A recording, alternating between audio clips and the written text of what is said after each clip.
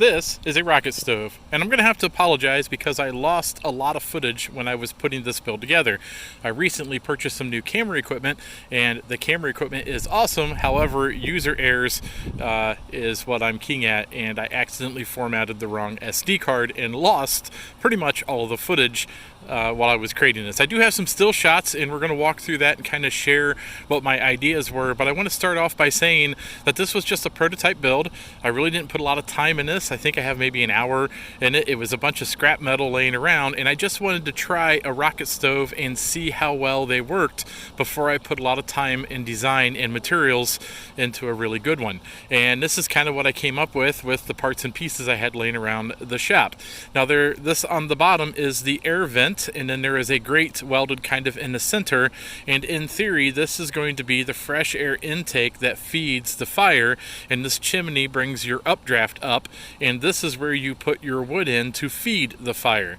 It actually worked really well. There is some flaws in this design that I want to talk about. Hopefully you guys know how to fix them, and you can write down below in the comments your ideas and suggestions. Now, when I first started using this, it worked really well. In fact, I'm going to show you a video cooking an egg. It worked great. Eventually what happened was, and it took a while to happen, but basically as I kept burning wood into the chamber, it ended up just all laying on top of the grate, and eventually it clogged the grate up and fresh air could not come through anymore without lifting up the lid here to get some fresh air in.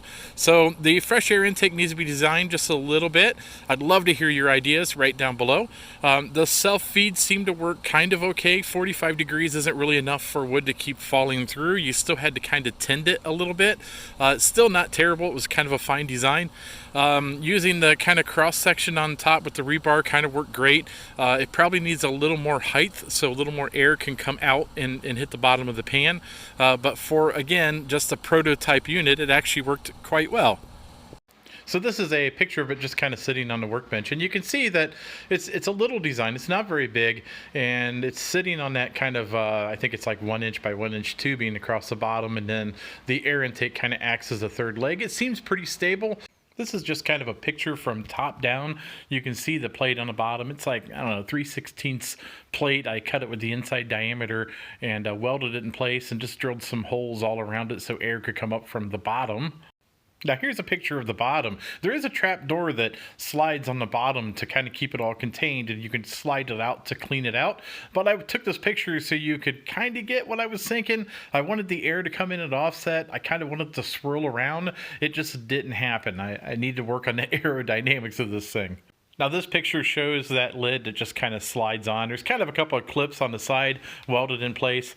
It was just scrap metal that I had laying on. I think this was like 1.5 inch strap, and I had to kind of weld a couple pieces together. And again, this whole thing was just made out of junk laying around the garage just because I wanted to prototype a rocket stove.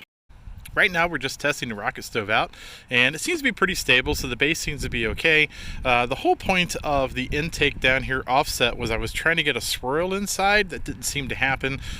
Just, you know, there's a plate in the bottom, and I'm sure time you throw wood on top, you just don't get that clean of airflow. I think the chimney should have been a little bit taller. I will say that you can hear the sound of the fire and the wind kind of coming in this little tube. Getting the tube away from it, I was kind of hoping it would be clean, cool air that would go in, and it would kind of help the draft. It is drafting okay.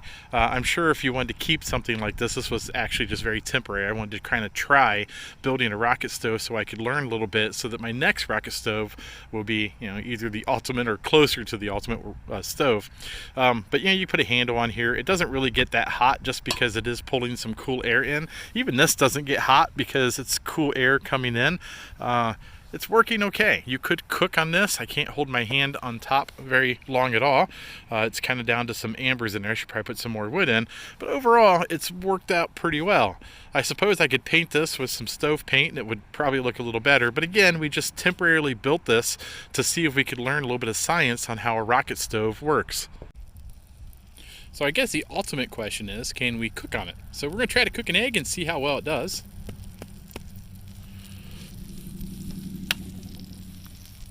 See if we can do this one-handed.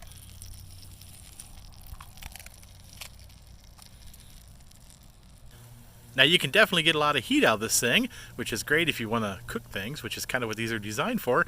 And we really didn't use a lot of wood to make a lot of heat, which is absolutely what a rocket stove is all about.